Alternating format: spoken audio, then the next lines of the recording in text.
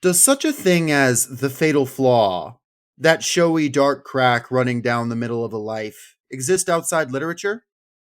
I used to think it didn't. Now I think it does. And I think that mine is this: a morbid longing for the picturesque at all costs. My name is Richard Papin. I am 28 years old and I had never seen New England or Hampton College until I was 19. I'm a Californian by birth, and also, I have recently discovered by nature. The last is something I admit only now, after the fact. Not that it matters. And I skipped a part where he said something in French because I don't speak French, y'all. But that's our guy, Richard Papin. So Richard says his fatal flaw is like wanting things to be beautiful, and I'm like, dog, I think your fatal flaw is called being a homosexual.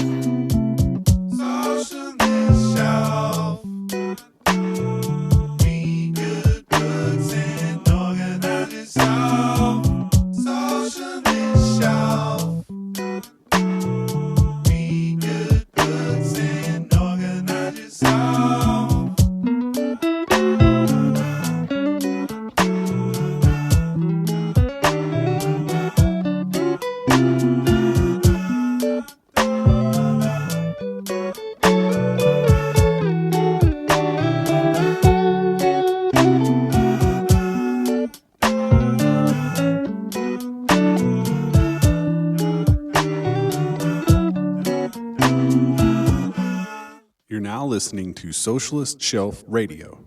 Welcome back to Workers Lit. Thank you for joining us right after this holiday week. We are recording it right before the holiday, so hopefully y'all all had a good time and nothing crazy has happened between now and then. I am Jacob. I am here with Aysha, and Lenore is... What happened to Lenore? Did we murder her in the woods or something? Yeah, we threw Lenore off a cliff.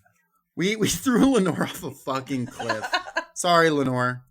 She'll be back though. I'm sure. Yeah.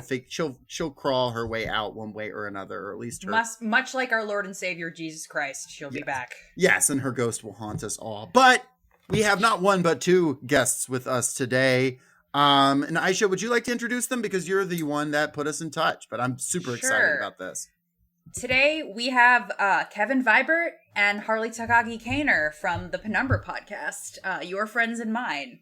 Say hello. Hi. Hi, y'all. It's great to be here. Here by the skin of my teeth. Yeah, we troubleshooted it. Trouble sniped. I don't know. I think is what it is. Trouble sniped. We trouble sniped it. Yeah. My internet has been down for these 6 hours now, and no sign of coming back. God. At least you're leaving tomorrow for, like, the holiday, but... Yes, truly. Well, would y'all, because we've been trying to do our plugs at the top, would one or both of y'all tell us what the Penumbra Podcast is? I have recently become a fan of it. I know Aysha's a longtime fan of it. Something that I think everyone who's listening will like. So give the listeners a little taste of what we're talking about here. I wish that we had this practice so we could do like one word at a time alternating. That'd be sick. Jesus. I feel like people would love that. I'm going to be honest with you, Harley. I don't wish that. That sounds more difficult than I'm game for. The Penumbra Podcast is a podcast with a series of audio dramas. And we have a few audio drama series on there. Our sci-fi mystery series following Juno Steele, Private Eye on Mars. A special boy. A fantasy, very special boy with that people have a lot of opinions about. Harley, do you want to talk about Second Citadel? Second Citadel is our fantasy series about knights who fight monsters and sometimes kiss them. Mm-hmm. And our most recent series that we are now airing is called Thirst. It is a satirical horror comedy, I guess, about the end of the world, climate change, AI, and reality TV. So, nothing that we could relate to. Yeah. It's everything that stresses me out. Oh, yeah. This is legitimately how we're processing it. Like, my ability to withstand it has gone up significantly since we started writing this. So if it works for other people, that's great, but it's really not. When I wrote my book, it was literally like, what is everything making me mad right now? And I'm going to put it in, and those are the bad guys. I got to ask, would Juno be able to solve the case of Bunny and this whole situation? Yeah. Oh, yeah, I think Absolutely. so. Yeah. Well, clearly no one else does. Yeah. I think he would be able to understand that when you see a sort of network of, 19 and 20-year-olds, etc., and they're all taking turns giving each other smoldering glares, that something's going on there. Maybe we got to dig in a little deeper. And somebody's fucking. Yeah. Somebody. Yeah. Now, if you try to map out all of the sexual relationships in this group, you end up with the Pepe Sylvia board easily.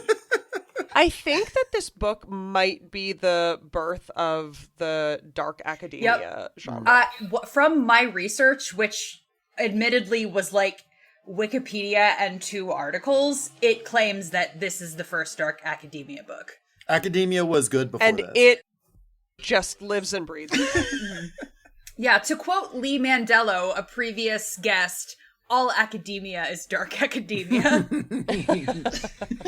Well, this book is Secret History by Donna Tartt, and we're super excited to talk about it. We're getting literary, folks. We're getting highbrow. We're getting cool. And if I gotta say right at the top, is this highbrow? This is so highbrow. A guy on Reddit said it was highbrow. Totally. So it is. Okay. All right. If a guy on Reddit knows. It totally is. Naturally. That's the disease I have is right after I read a book, I'm like, well, I'm gonna find really bad takes on it. That's the thing that I really enjoy doing to myself. Yes, it's awesome. Powerful stuff. There's a lot of great opinions on this book, including someone who replied to Blue Sky to Aysha, who said this book wasn't gay.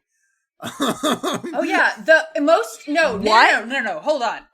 Not to put you on blast, listener, because I think the person listens to the podcast, but I will not say their username. I said, I'm reading The Secret History, or as I like to call it, local twink experiences class anxiety while being psychosexually menaced by 5 Draco Malfoys. And then this person responded, or women write men badly and it comes around to being gay. You know what? Let women write men badly. Yeah, I mean, it's been men's turn for a long time. Yeah. I feel like that Donna Tartt wrote men's... the plot of this book is that she wrote men so well that, men will literally die of hypothermia to avoid going to therapy, is the thing.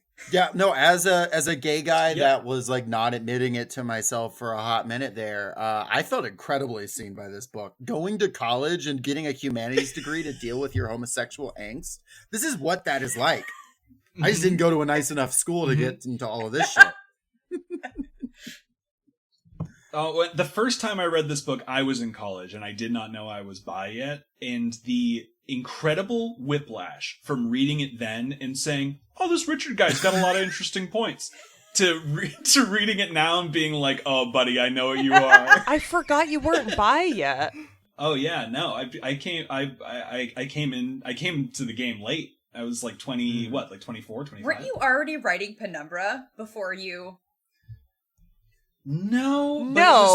One of the reasons that Juno is bi is because Kevin was like, I'm proud of this new identity.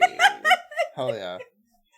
I went through the standard period that I think every person who discovers as an adult that they are queer in some way goes through, where it was all I wanted to talk about with Harley, and he very patiently had to tell me that we needed to talk about other things sometimes. I'm sure I didn't ever say that, because I had spent the previous 10 years trying to get you to be bisexual. Not 10 years. Yeah, be careful what you wish for, man. I think it turned out great. I don't have any regrets. Much like Francis, you're trying to convince all of your friends that they're bisexual. Yeah, you're just trying to explain. Okay, Kevin already compared me to Francis, and now I'm feeling attacked. Yeah, you were pissed about that comparison, which, all right. Yeah, fair. no. I love Francis. Francis rules. I liked everybody in this book. Me too. Yes. They're all horrible, but I loved them all. Well, Yeah, I love someone her. who's not. Well, actually, I don't know anything about her, so maybe she is. But my understanding is that she's not horrible. Is Donna Tartt, and Aisha's going to tell us about her. Aisha, hopefully, that segue wasn't bad, and we don't find out like all kinds of dark secrets. I haven't seen anything. So I have seen some people on Reddit and some people on YouTube talking about that Donna Tartt is mean and doesn't care about her fans. To me, this sounds like she just doesn't engage with her That's fans. different, yeah. That's Yeah, good for her. Yeah. So, Donna Louise Tartt was born December 23rd, 1963 in Greenwood, Mississippi. So deep south. And she was raised in the nearby town of Grenada. And her father, Don Tartt, so I guess she's Donna Tartt, he's Don Tartt, was apparently a rockabilly musician. Fuck yeah. Which turned, and it's quoted here, turned service station owner come local politician. So like the owning a gas station thing that like Richard's parents, like this petty bourgeois, like anxiety that he has, I think is... And then he came on a local politician? I don't know. I didn't look into him. I probably should. The 50s, 60s, and 70s were such a magical time. You could be a rockabilly musician, then you become a gas station owner, you become a local politician. You know he's got the worst politics of all time. He's like both a hippie and is in favor of Vietnam. There's a lot going on with this guy. I can already feel it. It's Mississippi, so absolutely. So, yeah, apparently her parents raised her to be very bookish. Her mother apparently would read a book while she drove the car. Queen, so, you know, that's queen great. shit. Yeah. She said, as a child, she would just memorize like long poems and described herself as this sort of horrible repository of doggerel verse. Which is a great way to describe yourself. Definitely shows up in the book too, no doubt. Yeah, so she was first published at 13 in a 1976 edition of the Mississippi Review. She was also a cheerleader in high school, which is crazy to me. Yeah. So I think that, also she wrote for her, worked at the public library. She wrote essays about patriotism and alcoholism that won prizes, apparently. I don't know if they were like the same essay about patriotism and alcoholism, but I hope what's the difference? Zing. Right. What a clown die for his country. Yeah. So she went to the University of Mississippi. She was in a sorority. She, an editor at the paper gave one of her stories to prominent writer Willie Morris, who found Tartt at the Holiday Inn bar one evening and declared her a genius. Wild. Don't have a good riff on that. She That's went... just awesome. Yeah, I know. So, I think that she then transferred to Ole Miss, which I think is, her experience there is what inspired The Secret History. And I'm like, whoa, girl, what happened to you there? So she has published 3 books, and it takes her about 10 years to write a book. So her first book was The Secret History in 1992. It was derived from her time at Bennington College. Gotcha. Okay, so not Ole Miss. And then her next book was The Little Friend in 2002. And then The Goldfinch in 2013, which won the Pulitzer. There was also a very bad movie apparently made of The Goldfinch. And after that, she has sworn to never let anyone else make a movie of any of her books, which is such a shame because The Secret History would be which wrecks me. Such a good 6-episode limited series. Let me see it. So she seems to be very private. So there's not a lot known about her. She has been reported to both live in Greenwich Village and in Charlottesville. So I don't know which is which. and she has gone on record saying that she will never get married. Make of that what you will. So, yeah, make of that what you will. So, also, weirdly, another adult convert to Catholicism. Huh. I feel like she's got interesting and- reasons for that. Yeah. Longtime listeners will know my insistence that it takes a real pervert to become a Catholic as an adult. So Yeah, Anne Rice. Yeah. So noted pervert. Oh yeah. Made her career out of You know, being a I pervert. wonder. Yep. I was gonna say, do you know what her like day job is? There's no way these 3 novels are completely sustaining her. I mean, they sold well, but it's fine if you don't know. But I don't. So I don't really know. Like, I think that she may have just. Who knows? I don't know. Okay, well, she's. I have no idea. Maybe maybe she has family money. I have no She's idea. doing whatever Henry's dad does for work. Right. That's what we'll say. Well, interesting. She's like Francis. She has a trust Yeah, fund. sure. Who knows? I don't know. I made that up. I believe that. Yeah, I mean that good gas station money will Yeah, really carry. Donna, come on the for- pod. I'll take it. Yeah, would love that. Cool. Well, Secret History is a hell of a debut novel too. Like, wow. I can't believe it's her first book. That makes me feel It's so crazy. tired. Well, if it took her 10 years. That's true. Just That's out true. the gate. Yeah. I was gonna ask here. This was my first time reading it. I know it was Aisha's first time reading it. What was y'all's our guests here's history with the Secret History? And why was it a good recommendation? I think, Kevin, did I read it first and pass it on to you? Is that? Yes. Yeah. Because I think I also read it in college. And Right, we were about their age when we read it. I yeah. think. And I was like, this is me. Which one? Like, all of them. I just like, at the time that I was an undergrad, I thought that I would be in academia forever because, right, you're an undergrad, that has been your life up until that point, and it was the only way I knew how to be successful, and I was like, I'll just keep doing this and stay in academia and be very sexy about it. Like, I think that that was what I had going on as far as a personality. I was like, academia, but sexy. And so this book was like, I was like, yeah, this is the stuff. And also, really gay. I mean, I was identifying as a girl at that point, but I really felt I mean, for reasons that I guess make more sense to me now, I really felt strongly about this whole. Donna Tartt seems to have this idea, and so do various other authors, and I always love it when they're like, you know how when boys go to school and they all fuck each other? And I was like, yeah, that sounds right. Right. I like that. Yeah. So, yeah, it really resonated.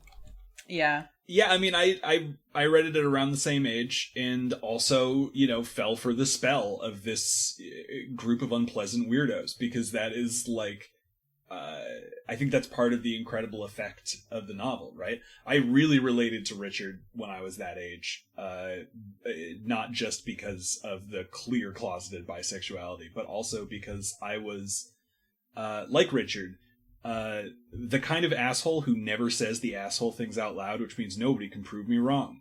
It's all entirely in my head. And so there was this very strong sense of like really relating to what he sees as a reasonable struggle, that now that I'm older, I see like, buddy, you just gotta admit you don't know. You just gotta be honest about who you are, right? So it's a really cool journey. This is now my third time reading it. The last time I read it was like 5 years ago, I think.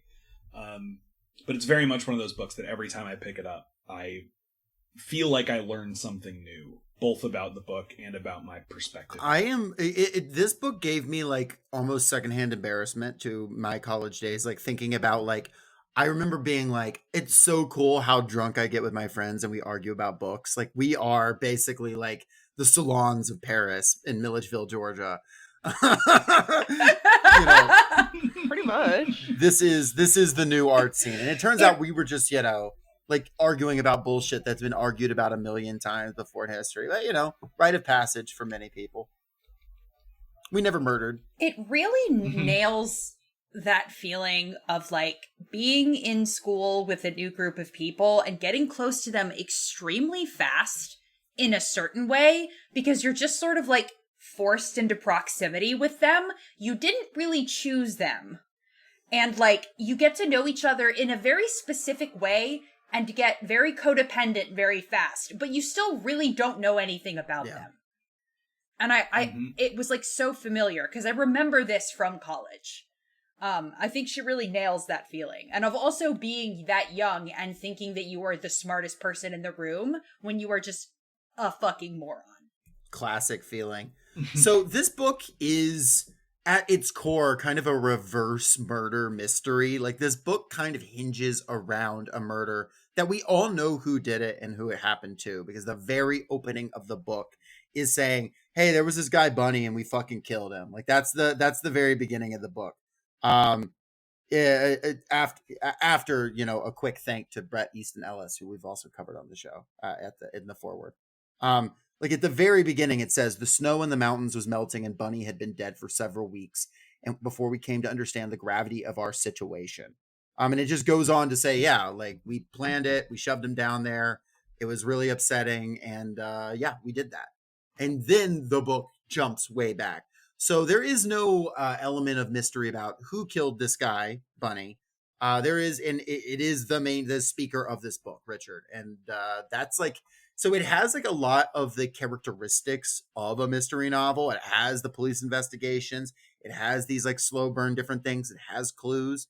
And there are other things that are mysterious, but the murder that this thing hinges on, and that actually happens chronologically about halfway through the book, is you know it up top, which I think is an interesting framing. I do want to note that Richard probably didn't do it, you know, like at all. Yeah, which he is kind of watched. interesting. Like he takes just as much credit for it as the rest of the group, and he was there.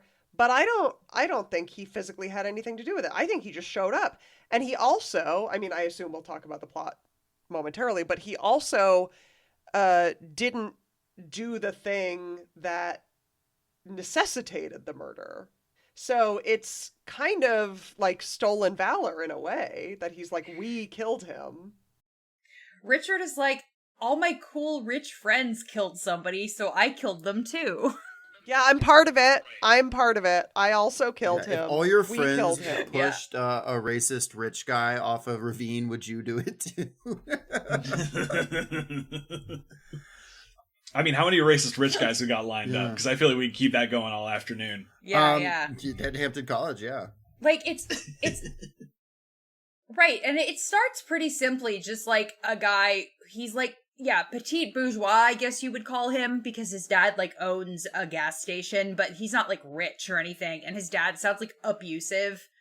And he just like sort of randomly applies to this like tiny liberal arts school called Hampton, which I was like, is this supposed to be Hampshire? Like a kind of vibe. Like it's also like a little tiny liberal arts school where a murder happens in Vermont. That is also the plot of Double Exposure. That's true, actually. So I was like, oh. Oh my god. Caledon.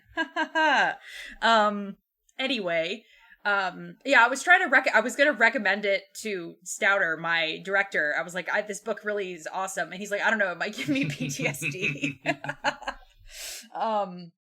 But yeah, he just goes to this school and immediately like falls in with this weird clique of classics. And it's because kids. notably that he absolutely hates California. I wrote the note down. This is Paper Towns If It Was Good, the first few chapters.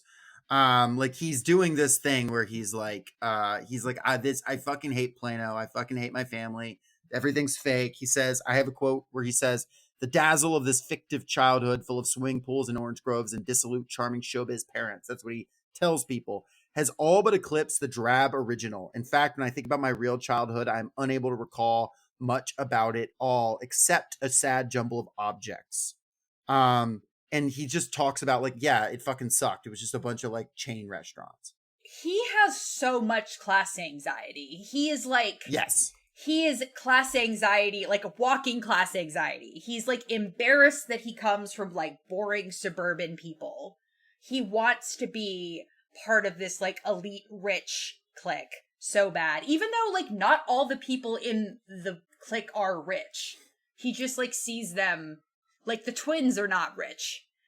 Right. But for some reason can hang. And it's interesting because it's similar to something that his father very briefly exhibits later in the novel, but in a very different direction. When we get that description of the time that Richard saw his father hit his mother, right? And the whole reason for it is that she just commented that the neighbors were putting in a pool, and he took that as a personal attack. Right. And so clearly there is this sense of, I am not enough. I am supposed to be more, that is just running rampant in this family. I think it's interesting too that like we see that he immediately, his first response, he says he had a confused idea that his dissatisfaction was bohemian, vaguely Marxist in origin, but then it turns out he was just trying to piss off his dad. yeah. So I do like this idea too of this guy. And what year is this book supposed to take place? 1983? Yeah. Yeah, 80s. Yep. Like this guy who is like, okay, I'm gonna like be Marxist to piss off my dad, and now I'm gonna go and join like the rich kids club and study classics. Yeah. Is an interesting type of guy that like comes from this like petty bourgeois, doing great, but not doing great necessarily compared to the neighbor who just put in a pool class. It was really interesting trying to like figure out when this book took place, because I feel like it could have been anywhere from 1960 to 1990. Like it has this very sort of like timeless, like 20th century. I was like, the way they act, like this could be the Talented Mr. Ripley era. Oh my god, yes. We were going to bring up Ripley, except I feel uncomfortable bringing up Ripley because it's like said the two guys who have only ever watched. Right. We do talk Mr. about Ripley a lot. Like I feel like Richard could Talented Mr. Ripley someone and not feel bad about it. Oh my god, yes. Yeah. The thing that places us squarely in the 80s, of course, is Judy Poovey. I love and Judy I will say Poovey. once again, Judy Poovey, and for Judy good measure, Poovey. Judy Poovey. Judy Poovey! Oh my god. Because to your point about the perceived era it takes place in, when you get really sucked into this social circle, this group of students, of classic students, are such unrepentant freaks that it's impossible to tell when you are based on how they talk. So every time you bump into a Judy Poovey or a Cloak Rayburn or any of the other people who are just hanging out at this school, it is this bizarre jolt of like, oh right, this is like 20 years after Animal House, right? Like we are in thoroughly modern times. My notes say this MFer named Cloak. Yeah. We know it's after the moon landing because none of the guys knew it happened. Like that was Such a fucking Sherlock Holmes Yeah. Yes. Well, I think that the main group, and I'm kind of going to exclude Bunny from this because he is sort of an outlier. Like, I think they find the actual time period in which they live kind of cringe, and they don't really associate themselves with it. So I think it is because of that this sort of magic spell is cast, that they're a bit out of time. So he joins this group of like, so there's the classics teacher, and he's like studied Greek at his previous school, and he gets told by like the administrator that like there's no point in applying to take Greek here because the Greek teacher only takes a few number of students a semester, and he won't take your fucking ass. And it's clear that like the guy even says like, you're too poor for Julian to fuck with you, basically. Julian is, the classics teacher who is this hyper elite guy who's rich and doesn't take a salary. And like, we will fucking talk about Julian. Yeah, worth noting, but he is crafting this band of freaks that we're about to get into. And then like, it's so like fucking like Hollywood, the way that he's like eavesdropping on these kids, and he's like, oh, may I declench your verb for you? Like, sort of like, Yeah, white boy stuns with perfect Greek. Yeah. But we should probably just say the characters up top. We've already been talking about Richard. He wants things that are picturesque. He hates his boring childhood, and he hates being only kind of well off. And he's the narrator. Yes, and he's the narrator.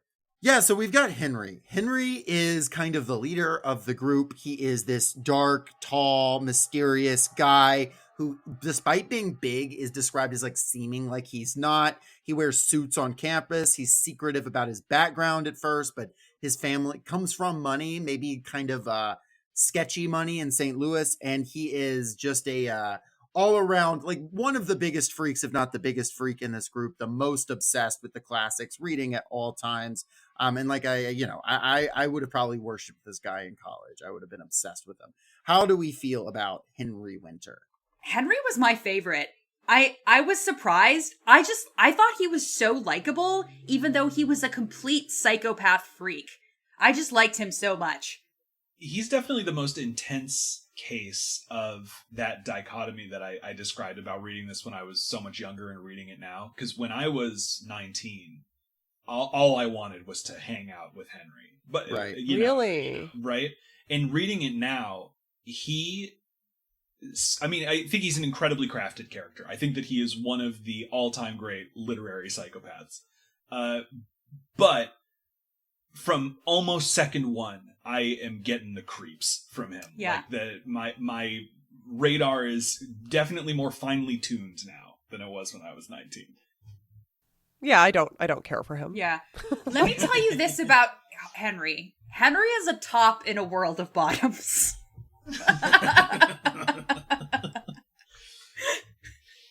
Yeah. I loved Henry, even though I was like, oh, this guy is a complete maniac. I just found him very appealing. Especially at the beginning when Buddy is just like, you expect that Buddy is going to be like, Buddy is very nice, but he's all like the restaurant scene where he just like starts saying slurs and like anti-Semitic shit. And then Henry comes and he's like, I am so sorry. But not really sorry about the slurs. Right, no. He's just he's embarrassed about money, as usual. About which the is money, the thing about yeah. Henry. But and I do think that's a very smart move by Donna Tartt, because Henry wins a lot of points with the audience very early on because of that close juxtaposition with Bunny, who is like fairly quickly noticeably the worst. Right? And I want to talk about Bunny so folks know who we're talking about. He's the all-American guy. He's the son of a football player, pro football player turned banker. He comes from new money, but he is, this up-and-coming class guy. He's got the blonde hair. He was an athlete. He's kind of he's not looking as good as he did in high school when he was a star football player, but he's still handsome. He's still he's charming in his own way until he starts, calling the waiter a fag. Like that's not good. He shouldn't do that. Also in the audio, I listened to the audiobook, and Donna Tartt's voice for him is so funny. She makes him like, hey, old sport. She gives him like a Jay Gatsby voice. And her dedication to the bit, I flip back and forth between the ebook and audiobook. Her dedication to the bit is so good because all of Bunny's male relatives look exactly like him. And she does the same exact voice for all of them. It rules. I felt like I felt at the time in college reading The Secret History like I knew Bunny because he deeply reminded me of someone specifically that was in our social circle. I still feel that way. And also, to me, the other thing that he is Philip Seymour Hoffman in Ripley. Oh yeah. Oh, you're so right. If it fits, it fits. Another interesting little quirk of him is that he's always like, despite coming from money, he's not necessarily, got a bunch of money himself. And so he's always got expensive tastes and finding ways to get other people to pay for it, to his eventual detriment. When you meet Buddy's family, I'm like, oh man, it is like, honestly, Bunny turned out great. Like, Bunny could have been so much worse. I mean, it's and they maybe don't actually have that much money ultimately. Yeah. Right. And it's a fantastic piece of characterization when we see the kind of meal that his family like caters, right? Mm-hmm. Which is like 50% Great Depression era starvation food, like wacky cake, which is like a super New England thing that I think is so New England Harley hadn't heard of it, but I used to have it at a friend's birthday party. But then also like they're catering like foie gras. Yeah. So those two things are his family. And he will, of course, end up fucking dead. We know this from page 1. And then there's the twins, who are Charles and Camilla, who are not rich. They're orphans. They're like fucking like series of unfortunate events characters. Like, absolutely love them. And they like live together. Spoiler alert, they're fucking each other. They're blonde twins that are fucking. Yeah. It's the Lannisters. Love that. Love the incest twins. Yeah. At first, I was like, these two that. seem like they're fucking each other, and then they are, of course. And indeed, they are fucking. It's so good. Also, Camilla is the token girl of the group. She's the girl, yeah. Which I love. Sue me, I love it. Richard, of course, falls in love with her. Well, that's what you do with the girl. Yeah, everyone's got to fall in love with the girl. Oh my God. Right. He's always talking about how hot he finds her, but then he'll like talk about how Charles is really beautiful, and then he'll talk about all the parts that he likes best about Camilla are the most boyish parts, which I'm like, come on, including bro. At one point her lovely dusty-soled boy feet, which is a direct quote from the book. Those are the descriptions where I felt the most like, oh, Donna gets it. This is exactly what it was like. You know what my favorite part about that girl is? How she looks like a boy. And his favorite part about Charles, he's like looking at Charles, and he's like, Charles is beautiful, but I only think that because he looks like Camilla, of course. And he goes, and I'm not a freak for imagining these two doing it. That's just, and he is a freak, but he is also right. He also picks up on a vibe very quickly. I also diagnosed Camilla with hypermobility. Kevin and I were like diagnosing the character. Oh, like with her weird ankles and shit that they're always describing? Yeah, she should not be able to bend her ankle that way. She has hypermobility for sure. Makes sense. And then there's Francis, the final. Let's go. Yeah. Francis does nothing wrong, fully vindicated.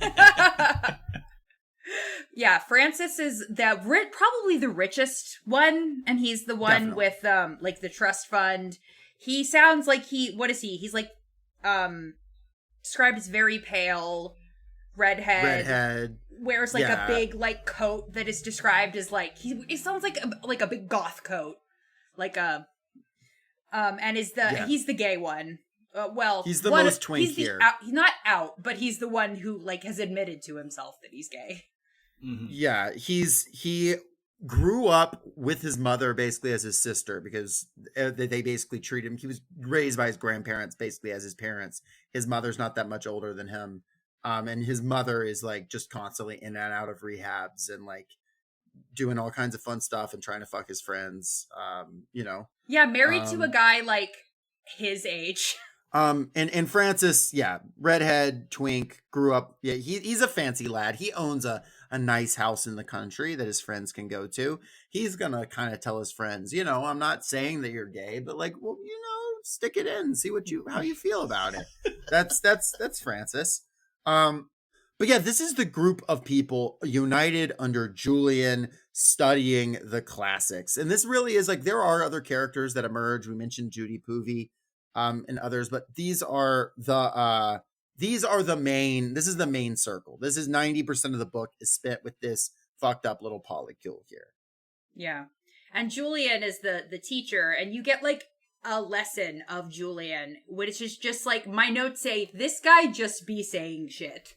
And the thing about Julian is if when I was 20, their age, he would have fucking had me.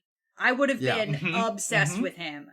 But I was like, this guy gets off way too easy in this book.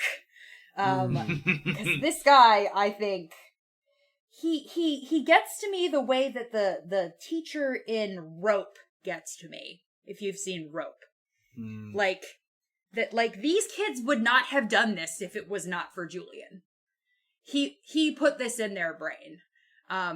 And yeah, his kind of person, really, we'll talk about it, but like, oh boy, Julian, I have so much rage in my heart for Julian. But Julian makes you, if you want to take his classes, you have to take all your classes with Julian. Yeah, like, as soon as I was like, oh, red flag. Right, he starts setting up a cult immediately. Yeah. He works. You know, you're like basically not to associate with the whole rest of the school. Yeah. He works in people. a separate building from everybody else. And one time when there was a lady that worked in that building with him that would like say good morning to him, he was like, get that woman removed. He when you talked, he was like, so what sort of work will we be starting with? And he goes, do you really think what we do is work? I should call it the most glorious kind of play. Fucking and this was like triggering to me because I was a philosophy major. So like this is the kind of fucking people that I hung out with. Like, yeah. I mean, when I was 20, he got me. I fantasized about taking that class. Yeah, for sure. Yeah, I want to be groomed by this Imagine getting accepted into his class. I know. Yeah. Oh my god. Okay, while we're on the subject, how the fuck did Bunny get in? I don't know. That is something I was going to ask y'all. I need to know this. Maybe Julian wanted to fuck him. I don't know. I mean, it's certainly after Bunny dies. Although it's difficult. It's always difficult to tell what the hell that Julian thinks because to be honest, my read on him is I don't think what he thinks is a consistent point. I think it kind of shifts with the vibe. But after Bunny dies, it seems like he was genuinely very fond of him. Yeah. And so I actually kind of think it's not more complicated than that. Julian's class is invite only, and if he thinks you seem like a good hang, you're in. Right. You know what I mean? Every group needs the stupid one. Yeah, he's like, this guy is big and dumb, and he's really like quite nice, and he like butters my balls, so I like him. Like I do think that's what's up with Bunny. I thought there might be like a bigger reveal later in the book, and there like could have been, but there didn't need to be. I don't think. I thought like my suspicion was that Henry and Julian were fucking. Like that's what I thought at first, and I guess you're almost kind of led to because Richard thinks that too. Like when he sees them in the hall, and they're like getting dinner together all the time. Doesn't he then walk it back? He's like that. Like that was his first guess. And then he that's his first instinct, and he's like, "Wait, no, I don't think that." Yeah. I think Henry definitely wishes that was happening, but like in a very specifically ancient Greek sense. It's the best way to learn. It's so funny when Richard is trying to he's trying to figure out why Henry like came back early from his and Bunny's trip. He's like, maybe Henry made a pass at Bunny or something because he knows that Bunny is homophobic. And then he's like going through this in his head. And he's like, well, no, he can't be gay because he didn't make a pass at me. So clearly, like, I lived with him and he didn't try to have sex with me. So clearly he's not gay. I'm like, okay, Richard. The math works out.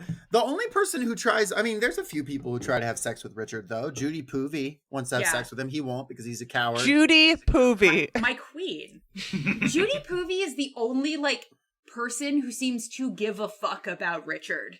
Like, we love her. She is his OG. Like we love her. Gives him all of these drugs for free. And I think it's very telling about Richard that's I think a significant part of the reason that he does not like her, right? She genuinely cares about him. She understands where he comes from.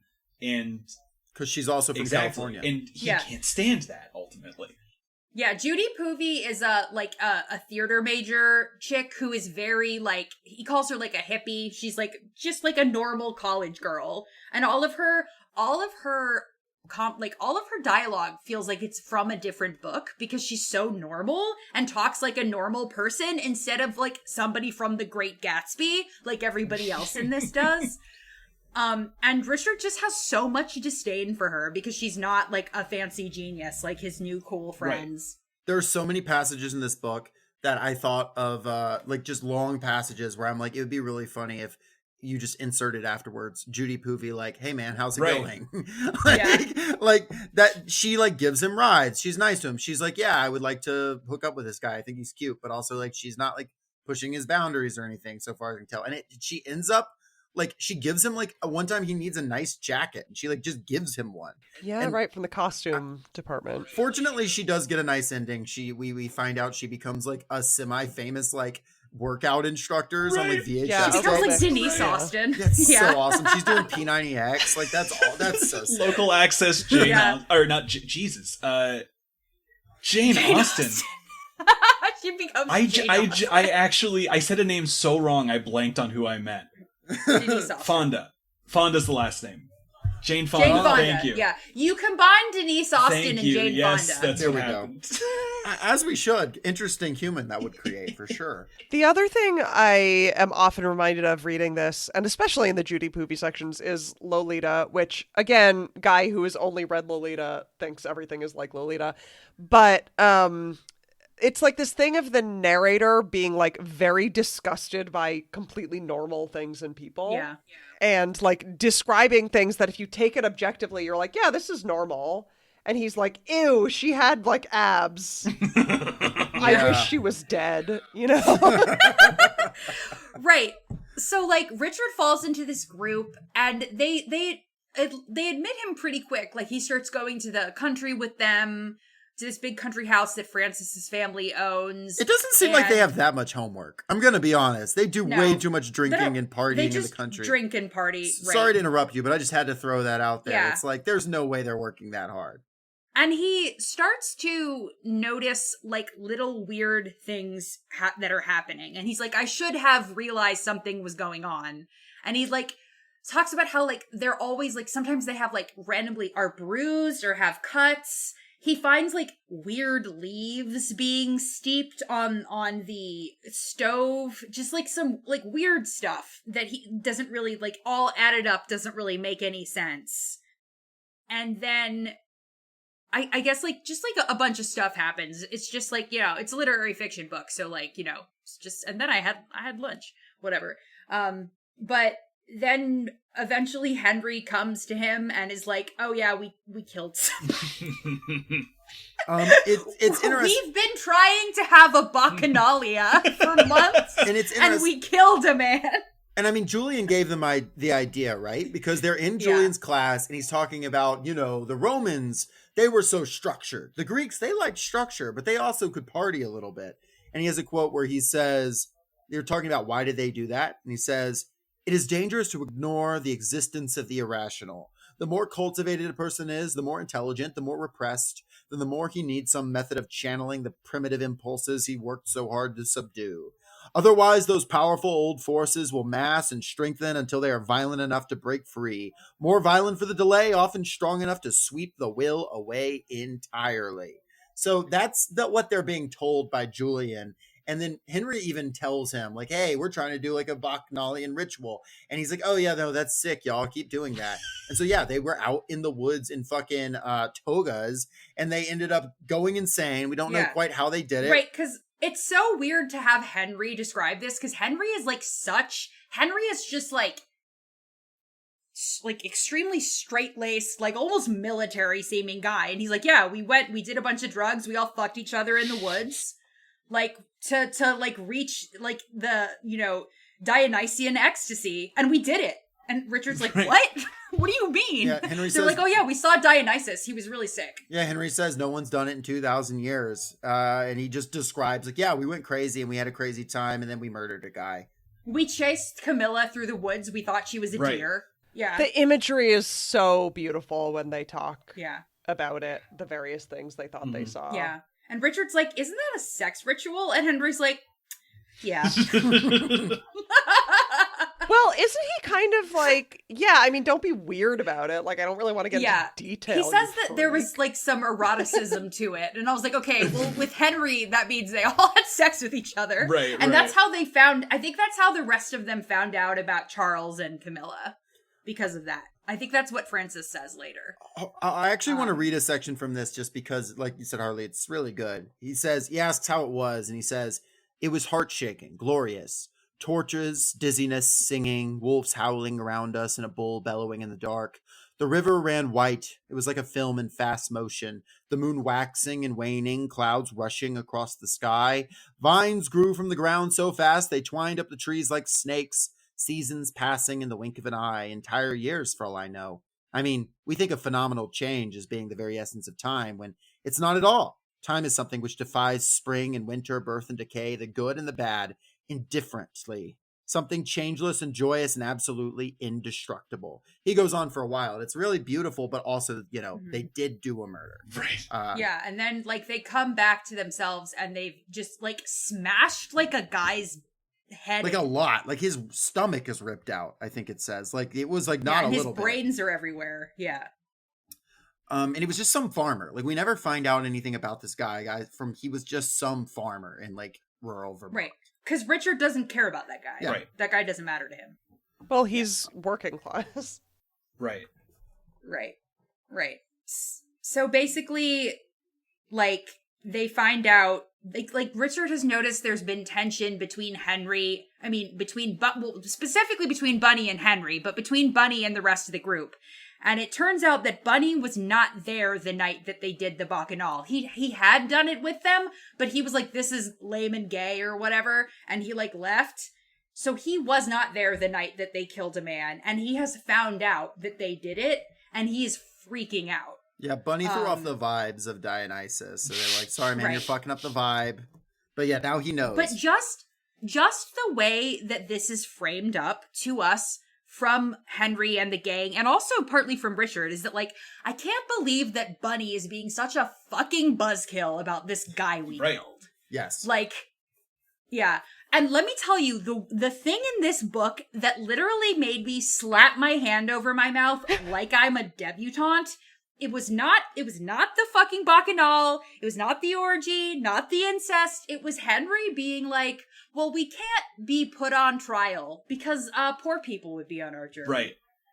I literally was like... Doesn't he legitimately say it wouldn't be a jury of our peers?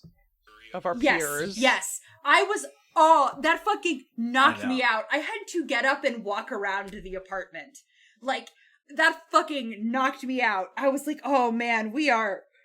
Oh boy. No, to your point, also the way that they keep phrasing why the trial wouldn't go their way is similarly unhinged. They go on this whole bit about well, the body was found on his land, and you know how Vermont people are about their land. And it's yeah, they don't want people to come on it and murder them. Rip them to pieces! Come on! Yeah. So they're like, yeah, everybody's mad at us for this murder that we absolutely did. What the fuck?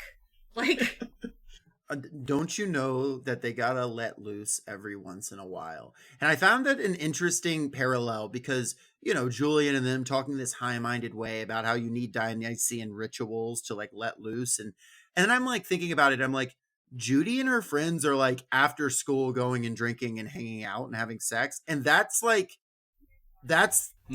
ritual, right? That's what that actually is. The going and you could just have you all could just have normal sex with each other.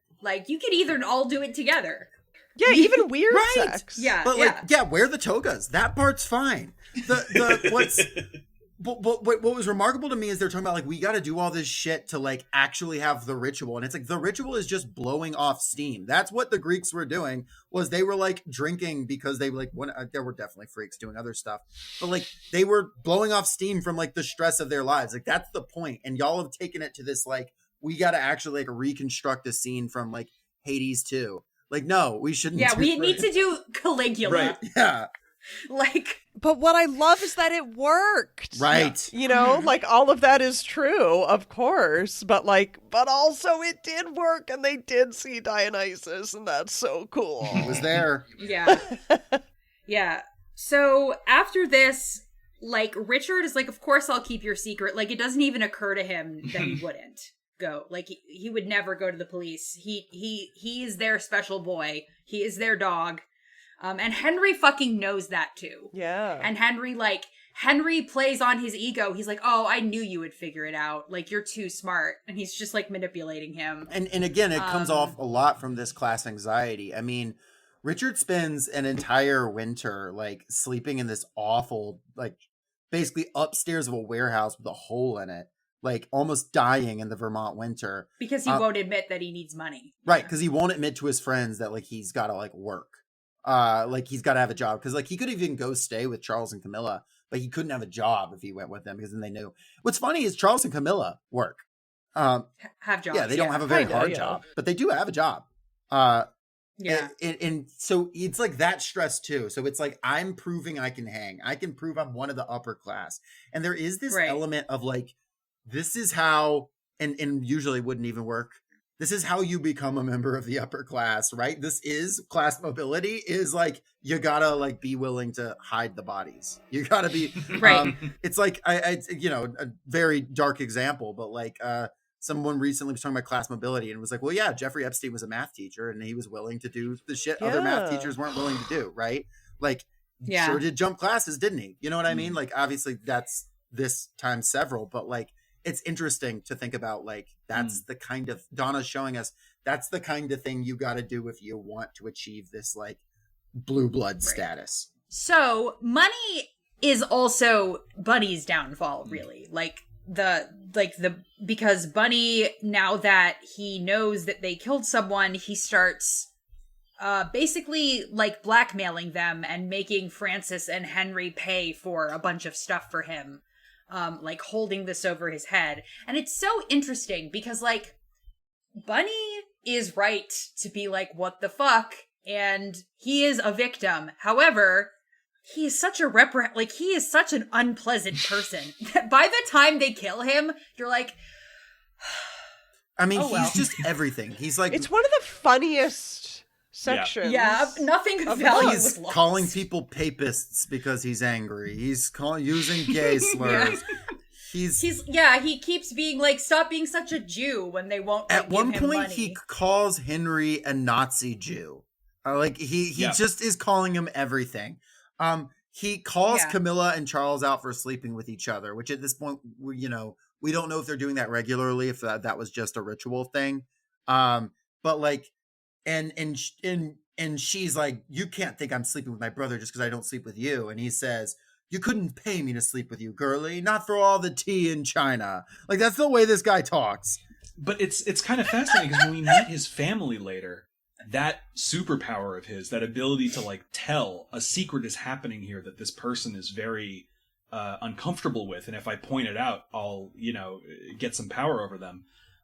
His mother does that constantly when we meet her. Yes. She's always saying the thing that's going to make somebody uncomfortable. So that's not forgiving him, but in a very real sense, we get to see what makes such an awful dude like this. He inherited that from his mother, and he inherited the bigotry from his father, presumably. Right. Yeah. God, the funeral section is like one of the like, oh man, grueling. Yeah, it's awful. It's so high key. Yeah, but it's also just like, oh man, this is horrifying. Like, to read a quick section here, it says about their motive. Religious slurs, temper tantrums, insults, coercion, debt, all petty things, really. Irritants. Too minor, it would seem, to move 5 reasonable people to murder. But if I dare say it, it wasn't until I had helped to kill a man that I realized how elusive and complex an act of murder can actually be, and not necessarily attributable to one dramatic motive. To ascribe it to such a motive would be easy enough. There was one, certainly. But the instinct for self-preservation is not so compelling an instinct as one might think. The danger which he presented was, after all, not immediate, but slow and simmering, a sort which can, at least in the abstract, be postponed or diverted in any amount of ways. But he just kept doing things that would drive them over and over and over the cliff with his just fucking horrible jokings. He drives them over the metaphorical cliff, so they in fact throw him. So they push him off the cliff. Yeah. And so Bunny's fucking dead, and his body is not found for several weeks because there's a big deep freeze, which leads to a freak snowstorm in April or something. Yep. Mm-hmm. And it leads to like a national news manhunt for Bunny. the whole town and his parents are out like searching the woods. Right, because their plan is, because Bunny is like a known hiker, like he goes on walks through this like quarry. So they're like, okay, if we push him off the cliff, his people will be like, oh, he fell. Mm-hmm. But and then immediately they won't look into it further. They'll just be like, it was an accident. But because they can't find his body and he's missing, it turns into this whole national manhunt. And then that stuff with that guy who said it was Arabs. Oh my god. I was like not expecting that. Oh my god. He starts yelling the N-word. I was like not expecting that. From Redeemed Repair, right. That part is Yeah. wild. Like an evangelical car repair place. Yeah, so folks can understand what we're talking about. There is just a guy who decides he's going to use this to be his moment of personal agenda against Arab people, and is just like, oh yeah, no, Bunny was kidnapped by Arabs. Like that's a claim he makes. I saw him with some dark fellow. And then I saw it. Say, so we looked into him, and basically his entire hobby is sending Anwar Sadat angry letters. It's like, what? It really goes nowhere, but it's just like, that's the type of guy we got in this town. He just harasses folks. What did y'all make of this section? Both that and also the entire manhunt thing. It is truly nerve-wracking the way they're like helping with the manhunt, and like the FBI is coming around, and like it's a real pit of the stomach type moment. I mean, it's Ripley again. There's just like this whole section of like, you're so worried that the detectives are figuring it out and the tension is rising and rising, and you're also not sure if you want it to be solved or not. You're like very unsure of whose side you're even on with all of this. And also it's like, it's taking us out of the spell that has been created, as we were talking about, of this sort of out of time-ness, and it's like landing us back in the contemporary moment, which is quite jarring. And it's also very funny. Yeah. And I do think that one of the ingredients in the, in the kind of concoction that makes The Secret History such an incredible book for me is that it is highly literary, but it has the sensibilities of a thriller, right? This entire section is built around this sense of building dread and tension, this like feeling like the whole situation's going to burst at any second. And so it has the very rare distinction, I think it's something that's very, very good at, is it is a doorstop. It is an absolute tome that is also a page turner. It is very difficult to put down. Yeah, I listened to it in like 4 days. Yeah. Like, I just listened to it while I was doing everything. But like, I would like to go back and actually sit down and read it. I'll probably do that too. But, yeah, so they find Bunny's body, and they are like, okay, I guess he fell. And then we get like we get to meet his whole family. There's like a horrible, but also extremely hilarious funeral section where they go to his house, and we meet his family, who are just like the worst people alive. All the men are identical. I don't know why that gets me so bad, but it's so funny. Well, you've seen families like that, right? It's so funny. Right.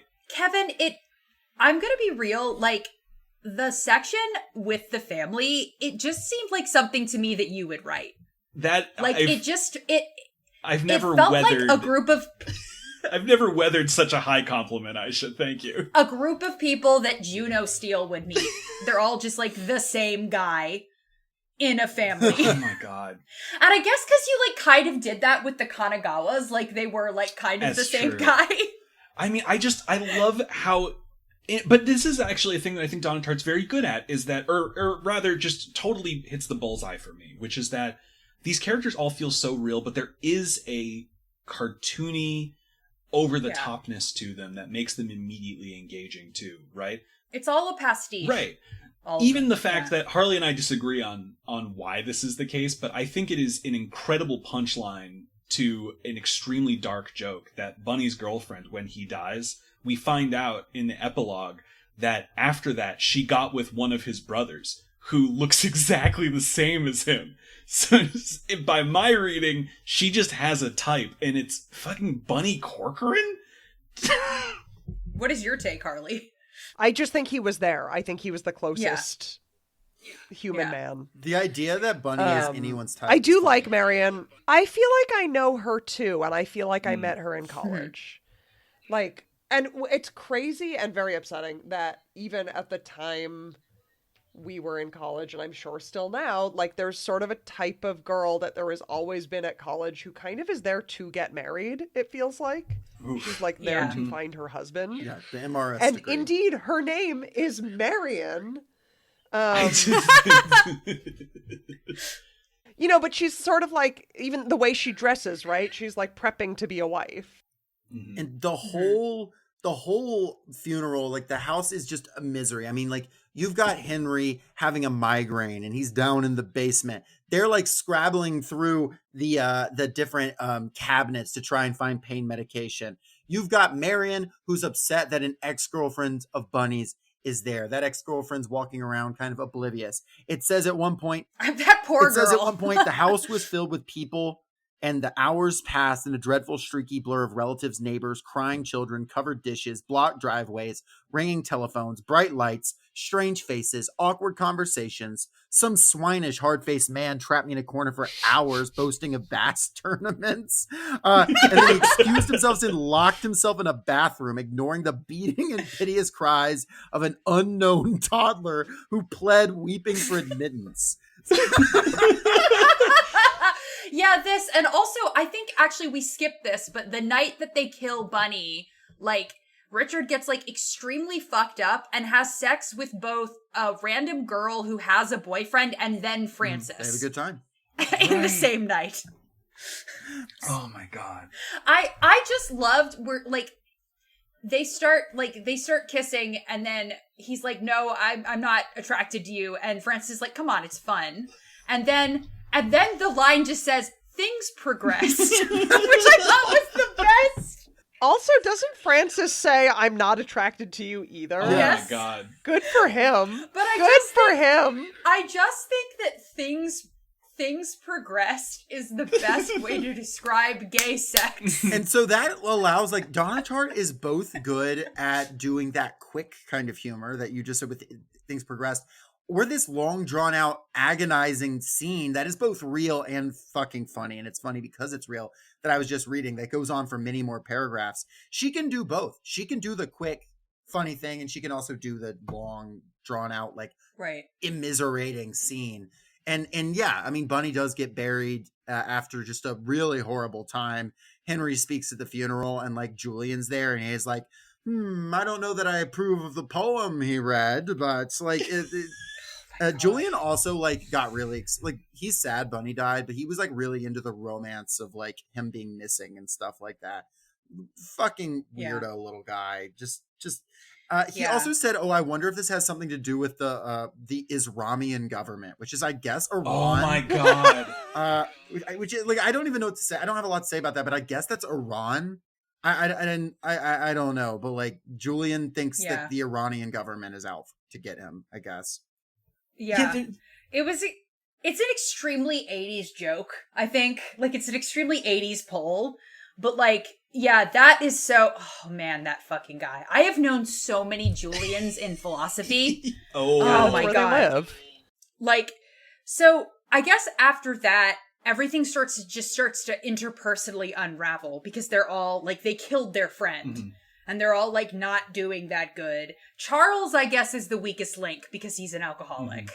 So right. he's like drinking himself to unraveling death. the worst. I'd argue they're all alcoholics, about the amount they drink. Yeah. But Charles is the most off the wagon. He's sloppy. Yeah. So also you like learn more interpersonal stuff about them. Like you learn that Charles and Camilla are fucking each other, and Charles is like really into it, but Camilla is trying to get away from him because he's violent when he's Charles drunk. is also fucking Francis. Yeah, Francis is in love with Charles, and Charles won't admit that he's like, he also seems to be like in denial that he's bisexual. Like he won't ever like talk about it. And then Henry and Camilla start like Camilla leaves Charles and moves in with Henry. So like now Henry and Charles want to kill each other, and it's like this whole like clusterfuck, and Richard's just like, I like everybody. And significantly, the only one who seems to be doing okay emotionally as things progress is Henry, right? Who is like honestly living his best life all of a sudden. He's getting really into gardening, and we hear about it a lot. he's getting really into gardening, and there's that thing that he says that he's like towards the end, he's like, no, I feel like the best I've ever felt. Like the first time I ever he's like, what does he say? He's like, Richard, you're a lot like me. You don't really have feelings for other people, do you? And Richard's like, of course Richard has feelings for other people. It's why he's done all this horrible stuff, because he wants to be liked. Henry, on the other hand, is just like, he's a psychopath. He's a twisted fucking psychopath. Like that's all that's going on here. And so he's like, yeah, the first time I ever felt anything was when we killed Bunny. Ugh. It was great. And it's just like, oh boy. And he's like, don't you feel that? And it's like, well, not exactly. But your thing's cool too. It was kind of like, it's like it's like Always Sunny. Like, it was like I was having feelings like some 14-year-old boy. And Richard's like, I have feelings every day of my life. My God, Henry, played by Glenn Howardson from It's just like doing Dear Evan Hansen. So he's like 30 years younger. Oh my God. Doing the Dear Evan Hansen thing so he could be Henry. Oh, Ben Platt, wearing the Dear Evan Hansen way. I think that would be excellent. It's Always Sunny adaptation of this book. Honestly, would work too well. Weirdly well, yeah. So yeah, everything kind of unravels because Charles steals Henry's car and he crashes it or gets pulled over driving drunk. And there's this feeling that okay, we are working up to Henry being we need to kill Charles too. Is how it feels like it's gonna go. And Charles knows that. He's like, that guy is going to fucking kill me. Because of my for Camilla, but also just because he's the weakest link. And Henry, would happily kill all of these people. And we've seen that happen before, right? Because there's increasing evidence that not only was Bunny taking all their money, he was also coming undone. And he was becoming increasingly a liability because nobody could predict what he was going to do or if and when he was going to confess. Right. Well, and he tells Richard about the Bacchanal or about the murder. Not knowing that Richard already knows. Right. So that's a very narrow miss. Mm-hmm. Yeah. And then, so eventually, they take Charles to the country and they're like, okay, let's just keep him here. He can't hurt himself. There's no car. He doesn't have a car. He can't go to Henry. Whatever. We'll just keep him in the country. And he, steals or, borrows the groundskeeper. They don't think, oh, my servant man gave him a car. It also has that feeling of, Victorian literature, where, there's always all this intense stuff happening, but then there's just, servants in the room.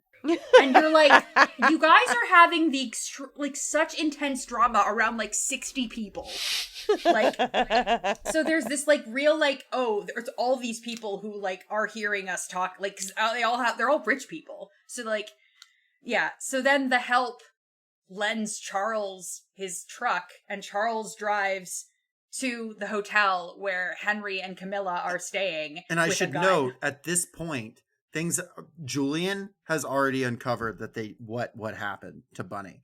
Oh right, yeah. Julian finds out what happened and is never speak to me again. After some slapstick basically. shit with a letter that Bunny wrote him forever ago, and they're trying to steal the letter. Oh my God. Really, y'all should just...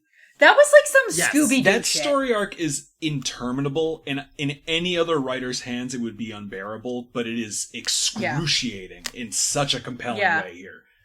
There are so many little, just little moments throughout this that, yes, we're summarizing the plot. People should read this because there are so many things we're not summarizing that you're going to be. And again, this is not a book that's very easy to spoil. Why? Because he tells you at the top, we killed this guy. Right. And you have... Yeah. And also, everything that happens in this book feels so inevitable. Mm-hmm. You can just feel, you're oh, the twins, they're definitely fucking each other, and then they are.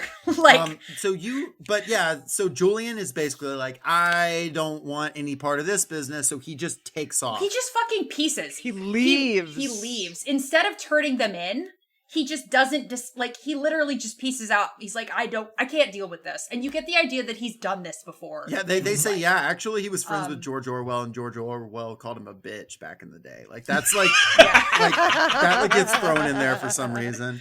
And yeah. And Richard even is like, I know that I am seeing him through rose-colored glasses, because I thought of him as a father figure, blah, blah, blah. And when I am the most realistic, I like to think that Julian just liked worship. Yeah. And that's what he was after from these kids. And I fucking agree. I think that man should be in prison. Think what ends up happening to Henry is, because Henry very rarely feels any emotion, but what ends up happening to Henry is very much driven by Julian, not only like, not, being like, I understand, but Julian just piecing out and Henry realizing, oh, this man is a coward. And you have this moment where Henry, very rarely showing any kind of emotion, says, I loved that man more than my own father. I loved him more than anyone in the world. And he's upset because he's like, if he had turned us in, I would still respect him. But he fled. And so so Henry is also like, very like, he's fed up with this world. Everybody betray him. Yeah. Yeah. Everybody betray him. He fed up with this world. So yeah, Charles runs into a hotel room with a gun, is waving it around. Henry, like, they fight, and he fucking, like, the thing, it's so perfect. Charles shoots Richard in the stomach, and nobody fucking notices. They don't care at all, not one bit. And Richard also it's impossible. He's like, don't want to bother anybody. Yeah. No, I hate to be in imposition. Yeah. Sorry, I know you're all richer than me and you matter more, but like, sorry, I've been gut shot. So they're all fighting over the gun, and then, so the police have been called, like, obviously, like, the hotel manager's banging on the door, like, they heard the gunshot. So then Henry shoots himself in the head. And that kind of solves the problem, because then they can say, they were like, Richard was trying to get the gun away from Henry, and he shot him, and then shot himself. And they sort of then just like drift apart. Yeah, we get like, where are they now? And there's like, yeah, it's kind of awkward after that. Yeah, it's pretty awkward. Yeah, hard to come back. They try to, because their classes suck now, because they just like brought in like some dumb guy that doesn't know anything about Greek. Oh, from like the local high school. Right. Yeah. He doesn't even know George Orwell. Yeah. Like, we're gonna fucking listen to him. Like, yeah. Yeah, this guy does not have a fatwa against him. Like, we don't know. We cannot. We cannot. And I'm willing to bet neither does Julian, but that's a different thing. And then there's like an extended epilogue, and I have gone on record, probably even on this show, I hate falling actions. I do not like epilogues, but I love this. Say why. Why do you like out this? Of its mind. Sorry, go ahead. Because it's so fucking bleak. It is so depressing. Especially Francis is so depressing. Yeah. Like, Francis tries to kill himself, and he doesn't succeed. Like, the maid finds him having slit his wrist. And you find out it's because his grandfather caught him with a man. And now, in order to not get cut off, he has to marry a woman who he obviously has intense disdain for. And Richard is like, well, like, you could just get a job and continue to suck dick. Like, that's what I'm gonna do. That's what the rest of us do, yeah. Right. And Francis is literally like, oh, I'm not like you, Richard. Like, I couldn't do that. So, like, he's literally giving up all his freedom and his life, literally, so he doesn't get cut off from his trust fund. And it's horrible. It's also very realistic, I think. I think there's probably plenty of men who have done this and have horrible marriages. I think a lot of them are in the Republican Party. There's one final great Donna Tartt characterization bit regarding Francis's fiance, too. Harley, do you want to tell this one? Because I know this is, like, your favorite. Oh, she's the black hole, because every time she comes into the room, the conversation dies. And he tells Richard that, and then she shows up at the hospital, and indeed, the conversation dies. Like magic. So incredible. It's so incredible. It's so deft, because when Francis tells this story, you assume he's being kind of a jerk, right? Like, this is not out of character for him to be a jerk in this way. She's just incredible at every scale of characterization, and she's constantly flaunting it, and it's infuriating that someone is this good.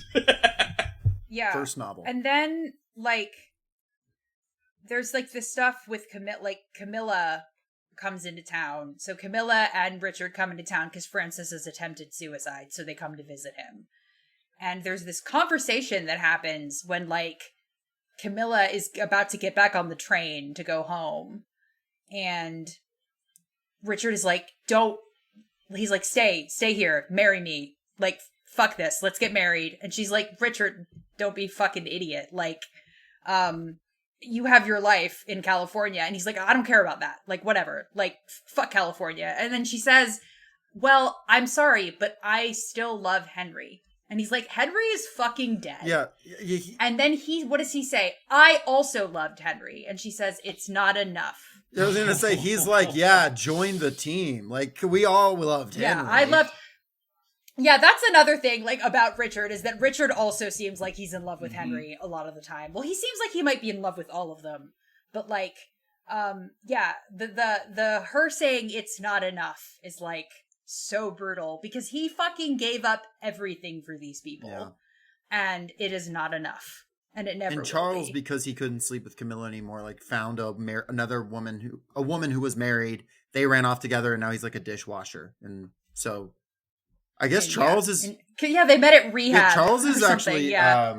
Contributing the most to society now, it seems, shockingly. Yeah, we don't get to see it from his perspective, but by all accounts, from the evidence we do get, he's probably the happiest of the set. Like, he's... Just because he gave up, frankly. Like, he's just living a life. Yeah, they found him and he, like, didn't want to come back, and neither did the woman he ran off with. Like, it sounds maybe unhealthy, but unhealthy in, like, a normal person way, and not like, I'm ruining other people's lives, too, kind of way. Not in a, I fucking killed someone during a bacchanal way. Just in the normal way, like those of us who've had jobs in kitchens where, you know, you get drunk while you're washing dishes so you can go home and write your stupid short stories. Not that I'm speaking about any of us experience in college here. That's my experience in college. That's how you do it in Milledgeville, Georgia. Yeah. You don't go to a fancy private school. Yeah. And I just want to say, this book is such a masterclass in creating the most despicable but likable people. Like, I loved all of them, and they were all just disgusting. So I think that's really the reason that, Harley, that you said that this book came to mind for you, for us to talk about, because that has been a kind of creative priority for, like, a direction that we want to improve our skills, right? Like, because it is just such an incredible text to learn from in that way, about these characters are lovable and vile. Vile because lovable, and lovable because vile in a lot of ways, right? I definitely sense that from Thirst. Like, you guys did make a bunch of people who are like, oh man, the most annoying people on earth. But, like, I like them. Well, I really wanted us to diverge from what we had done in Juno and Second Citadel, where it was just like so many, I mean, what a problem to have, but the characters were so lovable for the most part. So many in cinnamon those rolls. series. Yeah, and I really wanted us to do something very much not that. And I mean, another Thirst tie-in is the setting, the, New England college, which is, of course, like, that is our college experience. A lot of the places that they reference, like, I could imagine the streets that they were talking about, because they do go down to Massachusetts and, like, Northampton and stuff like that on a pretty regular basis. Yeah. And Francis is from Boston. Right, and Bunny's dad, I think, is from Boston, if I recall. There's some Boston connection or no, it's literally just that one of the little kids is wearing a Red Sox hat. Never mind. Well, yeah, it's really like, man. Yeah, it is a great text, I think, to like it would be a long text to teach in a class, but I feel like in a writing class you would want to get your students to read this. I want to ask, as we finish here, y'all's thoughts on the very, very, very end of the book. It is Richard having a dream of Henry. In like some weird like space age thing where there's like a big statue that's turning into different monuments. And he says, "What is this place?" And Henry says, "That information is classified, I'm afraid. Not open to the public." And he walks away down a long gleaming hallway. And all I wrote is like, I guess like Henry is living in the bleak city from the Great Divorce. Like, I don't know what's happening here. Like, I mean, I think it ties into like what you were saying off mic earlier. Like, Jacob, you were saying to me, I don't understand why this book is called The Secret History. And I said, well, I think one of the reasons is because Dionysianism is a mystery cult, which is like, so there's a secret history that they have to unravel in order to understand how the ritual works. But also the fact that this is a secret history that we would never have known if Richard hadn't told us. But I think that also the ending is tying into that, like this idea of like, there could have been this whole other layer to what happened, but we will never know it because is it a secret history? Like, I don't know, like the sort of like G-Man almost element at the end, like Richard having a, and then I woke up from a dream, like ending almost. Like, to me, feels like it ties into the idea of the secret history. Like, how many things have happened in history that nobody will ever know about? That's what it made me think about. I don't know what you guys think. I mean, I think for me, that whole epilogue is so wild because it's structurally insane, right? We get a very traditional epilogue to start. Then we get essentially like the during the credits, where are they now montage, where we get to find out about friggin' Georges Laforgue, right? French professor. The French teacher, and it's kind of indulgent in that sense. It's like, these are my Blorbos and you're going to find out what happened to them, right? And then the final moment in it is such a weird, it's just weird to have anything after a montage like that, A. But B, I think it's interesting because over and over again, for me, this is a book about people who are convinced they know who they are and are constantly devastatingly wrong, right? Richard says repeatedly he's a very good liar early on in the book. And then over and over and over again, all you see are people being like, yeah, we knew you were lying, dude. You're not very good at this. And similarly, I think that throughout, he's sort of attempting to convince the audience that he's over this sort of hero worship that he had for Julian and for Henry. But at the last second, we see that's not true. Like, in his mind, Henry, the only way that he can understand that Henry could die in this bizarre and kind of, unimpressive, in a sense, way, is by recontextualizing him as a secret agent. It's very strange and, kind of childish, right? Yeah. I don't know how I feel about it being the final note in the book. Every time I look at a summary of this epilogue, I'm like, there's no way in hell this works. But I have to admit, all 3 times I've read this book, the epilogue works for me. It hits, and I don't really know why. It feels like a very earned, like one last punch in the face from Miss Tartt. like she's like, yeah, you thought this was gonna end in a normal way? Fuck you.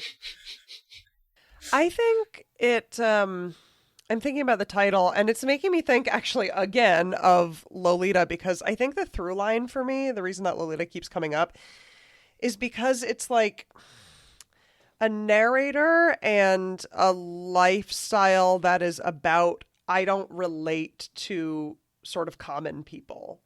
I'm different in some way. And so, like, for Humbert in Lolita, he creates this vile, pedophilic life with this child because he doesn't relate to normal adults his age. And he doesn't relate to normalcy. And so he describes normal things and normal people at such a remove. And like, I think that Richard comes from what feels to him like a normal life in normal California, but he doesn't relate to it. And he doesn't relate to the time period that he's in. So he wants to be a part of this magical world and cult and space with these kids who are out of time and have the money to be wherever and whenever they want to be. And so it's that magic that makes it the secret history that like elevates it to this special status that nobody else could possibly understand or know about. Well, you know what you should understand and know about is the Penumbra Podcast. That's right. Nailed it. I don't always nail those, but I nailed it that time. Yeah, go listen to Thirst. I need to catch up. I fell off because like your stuff, like it took me a long time to listen to Penumbra, and then I like binged it like last summer. Because like I have to lock in to listen to y'all's stuff. Like most podcasts, I can just like do something else while I listen, but I have to actually listen to your show. So like my brain needs to be fully engaged. So like I need to take like a weekend and just like mainline it. Well, thank you. I mean, I don't know. We're definitely aware of that, but there is something about... I'm struggling with my phrasing here because I don't want to put myself on the same level as Donna Tartt because we're not in the same galaxy. But there is something that I really respect and that I find very fun about how she writes that I can't help but do is just pack it all in. You got an idea, get it in there. Like really get your whole weight into it if you need to cram it in. But like the fun thing for me about a dense text is it always feels a little new. And so that's kind of what I'm aspiring to anyway, right? Whether or not we pull it off is up to you all. But well, Deer come up in Thirst as well that's as true. in A Secret History. I'm gonna go ahead and guess nobody fucked that deer.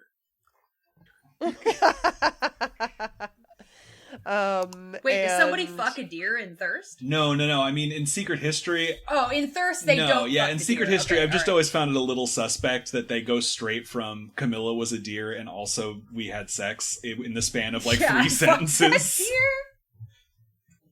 God, I always end up talking about deer on podcasts. We had a whole deer... The episode I did on What Remains of Edith Finch on the Worst of All Possible Worlds, we had like a 10-minute deer digression. We did like Deer Corner. Well, folks, like Kevin said, you can decide whether or not they do that well. You should go and decide for yourself whether or not they do that well. We will link in the show notes. We appreciate y'all tremendously. We will be back next week with... What are we covering next week? It's On the Beach. Next week we are covering On the Beach by Neville Shute, and we have yeah, you were close with the Nelson thing. And we have a fun guest returning for that. So you're gonna have to figure out next week who that is. It's Brian from the Worst of All Possible Worlds. We're making him read a book, y'all, and he's doing it, and it's gonna be awesome. And so On the Beach, get ready for me to mostly just make Death Stranding jokes. All right, everybody, this is Workers Lit, and since Lenore's not here, I don't have an episode specific sign off, so see ya.